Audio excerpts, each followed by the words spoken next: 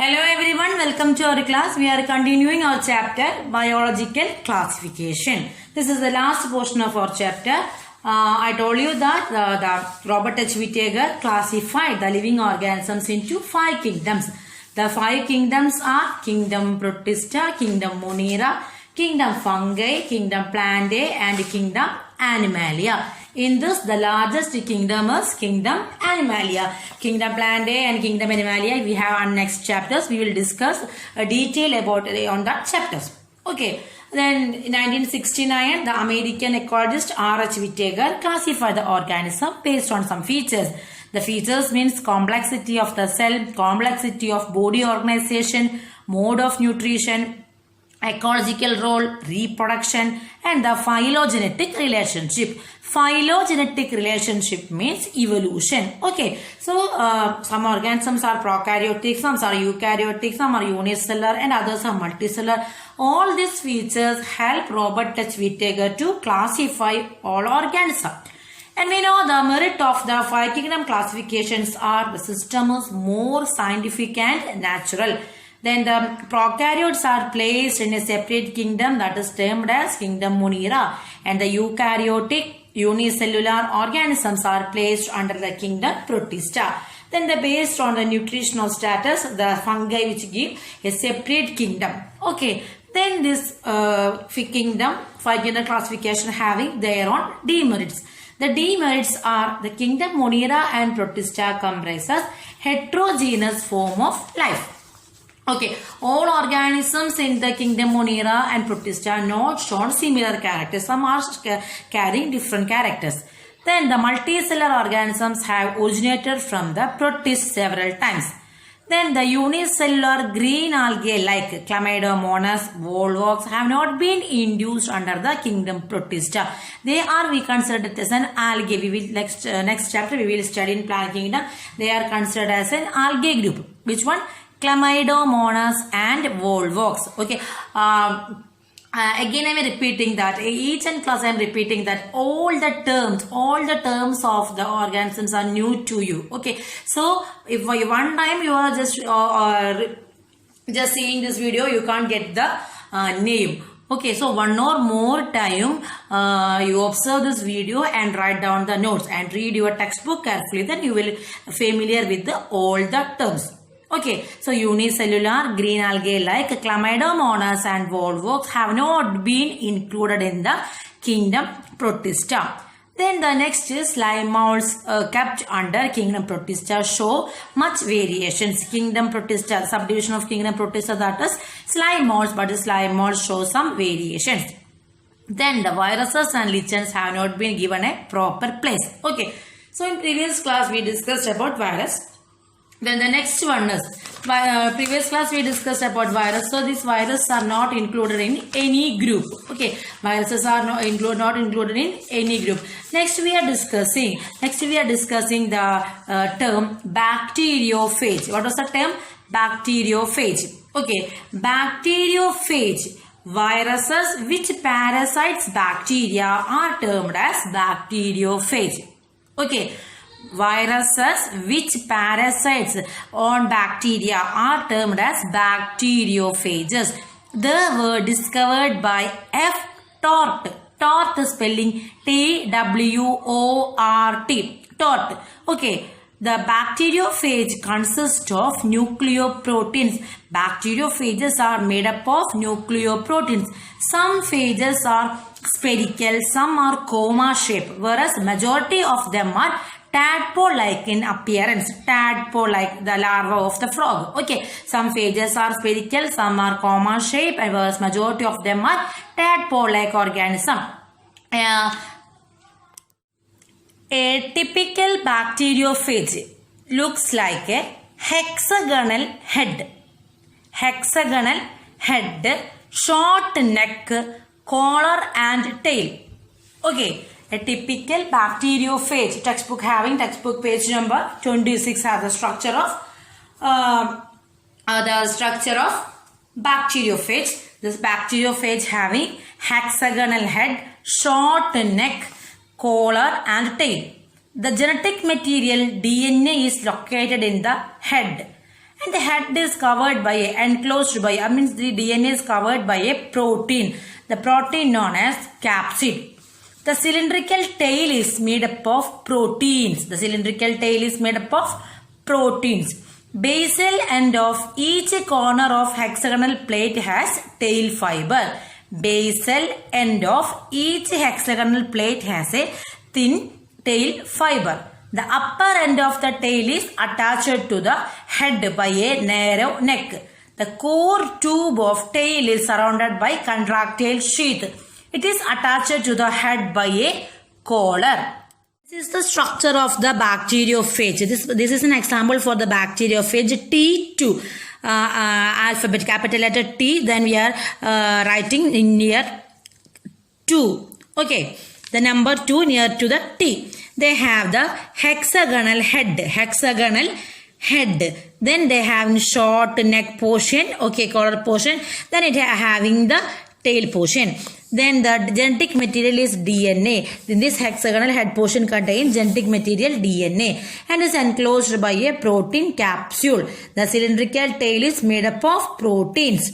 Okay, all these tails are made up of proteins, and the basal end of each of the corner of the hexagonal plate has thin tail fibers. Okay, upper end of the tail is attached to the neck portion. Then the tail portion is surrounded by, all these tail portions are surrounded by contractile sheath. The tail portion is surrounded by the contractile sheath. So head portion, neck portion, collar portion, and this is the tail fibers. Clear it is. So listen this too. All viruses are similar in the basic aspects of multiplication.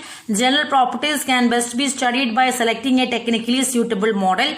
Rapid advances in virology due to focus on bacteriophage. Okay, so bacteriophage help to the rapid advances in virology means study of viruses. Next we are discussing viroids. Actually, in your textbook having a small note about viroids. A small paragraph, 4 lines having viroids. The viroids means in 1971, T.O. Diner, 1971 T.O. Diner. Okay, T.O. Diner identified or discovered a new infectious agent that was smaller than the virus. And caused potato spindle tuber disease. Which disease? Potato spindle tuber disease. So the disease is affecting the potato. So viroids are discovered by T.O. Diner in 1971. They are small, single-stranded, circular, naked RNA. Naked RNA means they are not covered by the capsid. Got it? They are small, single-stranded, circular, naked RNA molecules without capsid. The RNA of the viroid was low molecular weight. The first viroid disease reported was potato spindle tuber disease. Then the viroids are known to cause citrus exocortex disease. Citrus means citrus canker. Citrus means orange family, lemon family. Okay, so we will cause diseases to the citrus family. Citrus exocortex disease. Viroids can be transmitted between plants through mechanical means or by way of pollen or ovules. Again, I am repeating. Viroids in 1971, the T.O. Diner discovered a new infectious agent that was similar than the virus, and a capsid, that capsid is absent. So that's why it is known as a free RNA or the naked RNA, and it will cause the disease potato spindle tuber disease. Okay, then the RNA of the virus is of low molecular weight. So here I am reading circular single. SS means single stranded. Here SS means single stranded RNA molecule of low molecular weight that mainly cause the diseases in plants. Smallest non-infectious agents. Smallest non-infectious agents. Okay. Don't code for any proteins. Disrupt protein synthesis mechanism in plants. Disturb the protein synthesis mechanism in plants discovered by T.O. Diner associated with the potato spindle disease. Okay, and they are given the size. protein coat like viruses. Okay, and the two main groups are this Postpio-Viruidae and Aswinio-Viruidae. Okay, so this is about the organism viroids. Next we are discussing lichens. Okay, when I am taking the class fungi, I discuss you to lichens is an fungal algal association. Lichen is an fungal algal association. First of all, I am getting all this point. An association of fungus and a photosynthetic symbiotic resulting in a stable vegetative body having a specific structure. Unique entity formed by a fungus and a photoautotropic algae. A photoautotropic organism means it may be an algae or the cyanobacterium that has characteristics that neither has alone. Widely distributed, grow on soil, rocks, trees, marine or intertidal.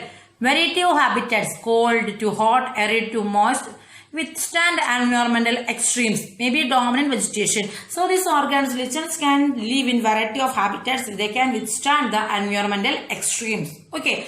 Then the lichens are symbiotic association. The symbiotic association between the algae and the fungi or the cyanobacteria and the fungi, that is known as lichens. Okay. In this, the fungal compound is known as mycobiont. The study of fungus is known as mycology, MYCO. So the term myco related to fungus. So the mycobiont means fungal part and the algal part is known as phyco. Phycobiont. So here one is heterotrophic and the another is autotrophic. So algae prepare the food for the fungi and the fungi provide shelter and absorb minerals, nutrient and water for its partner. So algae preparing the food, but the water and the minerals are collected by the fungi and the fungi also provide shelter. So both are getting benefited. That's why it is known as symbiotic relationship. If both organisms are getting benefit,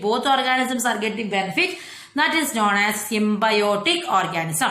Okay, so this closest association that if one saw a lichen is natural, one would never imagine that they had two different organisms within them. The lichens are very good pollution indicators. That means that they can't grow. They do not grow in the polluted area. Lichens are a good pollutants indicators. Lichens can't be grown where? In a polluted area. The lichens can't be grown in the polluted area.